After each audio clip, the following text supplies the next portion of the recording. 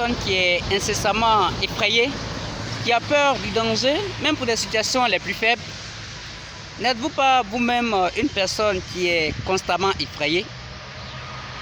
Certainement, vous avez des traits de personnalité anxieuse. Bien avant de continuer, laissez-moi vous raconter l'histoire de la mère de Brigitte. Brigitte est une jeune collégienne. Et lorsque Brigitte sort et qu'elle va à l'école, le soir, lorsqu'elle doit descendre à 18 h, qu'il est 19 h que Brigitte n'est pas encore rentrée, sa mère devient automatiquement anxieuse. Pendant les week-ends, lorsque Brigitte fait des sorties avec ses amis, sa mère est très anxieuse. Et lorsqu'elle fait même des sorties d'école, sa mère ne cesse d'appeler les professeurs pour s'assurer que sa fille va bien. Un jour, Brigitte a fait une sortie pour aller faire une exploration, bien sûr, dans un autre pays. Sa mère n'a cessé de l'appeler pour voir comment sa fille allait. Voyez-vous, la mère de Brigitte présente ici des traits de personnalité anxieuse.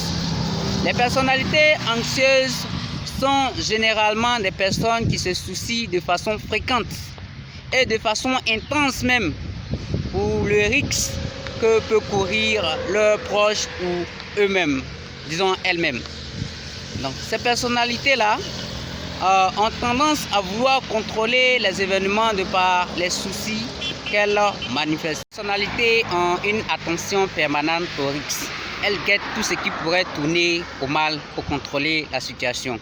Que l'événement soit probable ou pas, que l'événement soit quelque chose qui peut effrayer ou pas, ces personnes ont tendance à craindre et à avoir peur. Est-ce qu'il y a des avantages à avoir une personnalité anxieuse? Bien sûr, il y a des avantages parce que ceux qui ont une personnalité anxieuse sont généralement prudentes et ces personnes ont tendance à contrôler d'un côté la situation. Ce sont des personnes, quand vous êtes avec elles ne cessent à chaque fois de s'interpeller s'il n'y a pas un danger dans telle ou telle situation. Les inconvénients, c'est que ces personnes sont le plus souvent tendues. Elles sont généralement tendues et ces personnes-là souffrent beaucoup. Voilà. Et la croyance de base de ces personnes-là, c'est que le monde est un endroit qui est vraiment dangereux, où les catastrophes peuvent arriver à tout moment. Donc, il faut faire vraiment très attention. Ces personnes-là sont tout le temps en train de craindre en fait le danger qui pourrait les guetter. La croyance, c'est qu'en faisant très attention, on peut empêcher la plupart des incidents et des accidents d'arriver. C'est pour cela que ces personnes se montrent extrêmement prudentes et font très attention. L'anxiété est une chose qui est normale d'une part, mais il ne faut pas tout de même exagérer en étant anxieux. Donc, qu'est-ce qu'il faut faire avec ces personnes ou pas? Vous devez vous montrer très fiable avec quelqu'un qui a une personnalité anxieuse. Oui, vous devez vous montrer fiable, c'est-à-dire que si vous devez venir à l'heure que vous avez fixée, vous avez convenu ensemble, faites tout pour être à l'heure. Et si vous voyagez par exemple, vous devez lui dire que vous êtes arrivé. Lorsque vous arrivez, vous l'appelez tout simplement pour lui dire que vous êtes arrivé. Voilà, ces personnes aiment quand vous êtes fiable. Montrez-vous fiable. Aussi, vous devez pratiquer un humour très gentil avec ces personnes. Parce que généralement, on a tendance à soit banaliser leur anxiété ou à, comment on appelle ça, ne pas vraiment prendre au sérieux le fait que ces personnes s'inquiètent. Donc, vous devez pratiquer un humour très gentil. Vous devez aider ces personnes à relativiser. Si c'est votre maman qui s'inquiète généralement du fait que voilà, vous êtes sorti, vous n'êtes pas rentré assez tôt, vous dites « Oh maman, mais je pourrais, ça va aller. Je vais rentrer. Ne t'inquiète pas, les choses vont aller de mieux en mieux. » Dites-lui ces genres de phrases que cette personne-là puisse un temps soit peu se calmer. Aider cette personne à relativiser. Ce que vous devez faire encore, c'est que vous devez aider la personne à aller consulter, à aller voir un psychologue ou un psychiatre. C'est vraiment important pour cette personne.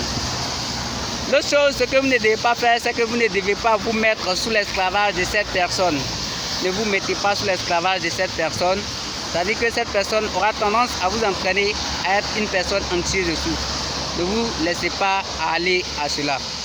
Une autre chose, c'est que vous ne devez pas vous laissez, vous ne devez pas surprendre cette personne. Ce genre de personnes n'aiment pas la surprise. Et lorsque vous surprenez ces personnes, ça rend désagréable. Si c'est une surprise même qui est agréable, ça rend désagréable cette personne. Donc ne la surprenez pas surtout. Ne lui partagez pas vos sujets d'inquiétude.